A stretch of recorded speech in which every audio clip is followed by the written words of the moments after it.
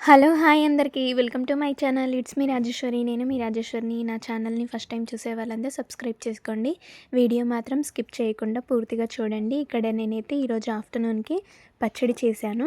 ఇక్కడ 2 onions, 1 potato వేసి నేను పచ్చడి చేశాను. ఒకసారి ఇలా ట్రై చేయండి, చాలా బావుంటది. ముందుగా అయితే మనమైతే ఆనియన్‌ని తీసుకొని 2 ఆనియన్స్‌ని పైన పీల్ తీసేసి నీట్‌గా కట్ చేసుకోవాలి.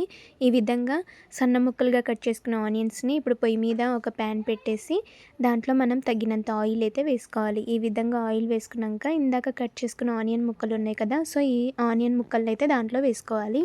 ఇలా వేసుకొని ఇప్పుడు మనము ఒక పొటాటో తీసుకొని పొటాటోని కూడా కట్ చేసుకోవాలి. ఇది లో ఫ్లేమ్‌లో పెట్టి బాగా ఫస్ట్ ఆనియన్‌ని వేగించుకోవాలి. ఎందుకంటే పచ్చి వాసన ఉంటది కదా! సో, లో ఫ్లేమ్‌లో పెట్టేసి చక్కగా అవి మగ్గే వరకి మనం ఏం చేద్దామంటే దీంట్లో 4 లేదా 5 చిన్నుల్లిపాయలైతే వేయాలి. వెల్లుల్లి రెబ్బలు వేసి మళ్ళీ ఒకసారి బాగా కలుపుకొని అవి మగ్గనివ్వాలి. ఇక్కడ అవి మగ్గేలోపు మనము ఆ ఆనియన్స్ మగ్గే వరకి ఇక్కడ పొటాటోనైతే చక్కగా పీల్ తీసుకొని వాష్ చేసుకొని చిన్న చిన్న ముక్కలుగా కట్ చేసుకోవాలి. ఇప్పుడు ఈ 2 ఇంగ్రీడియెంట్స్ ఆనియన్, పొటాటోని బాగా మనము ఉడికించుకోవాలి. మూత పెట్టేసి బాగా మగ్గనివ్వాలి. చక్కగా ఈ విధంగా మగ్గిన తర్వాత మూత తీసేసి మళ్ళీ ఒకసారి నీట్‌గా కలుపుకోవాలి.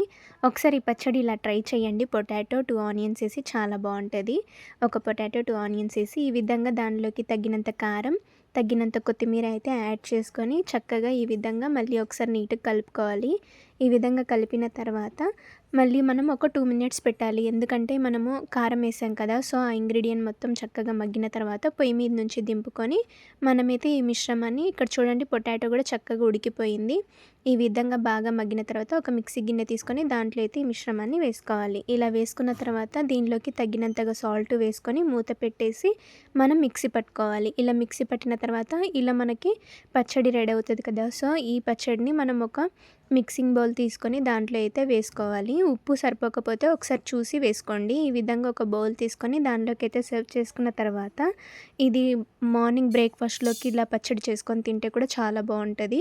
ఈ విధంగా అయితే పొయ్యి మీద ఒక బాండీ పెట్టి ఆయిల్ వేసుకొని ఆవాలు, జీలకర్ర, ఎండుమిరపకాయలు, కరివేపాకు వేసుకొని ఈ తాలింపుని ఈ పచ్చడిలోకి అయితే వేసుకోవాలి. ఇలా టేస్టీగా ఎంతో యమ్మీగా ఉంటది. ఒకసారి బ్రేక్‌ఫాస్ట్‌లోకి గానీ, దోస పైన ఈ పచ్చడిని ఇలా పైన వేసుకొని కూడా తింటే చాలా బావుంటది. వేడి వేడి అన్నంలో తినడానికి కూడా ఈ పచ్చడి చాలా టేస్టీగా ఉంటది.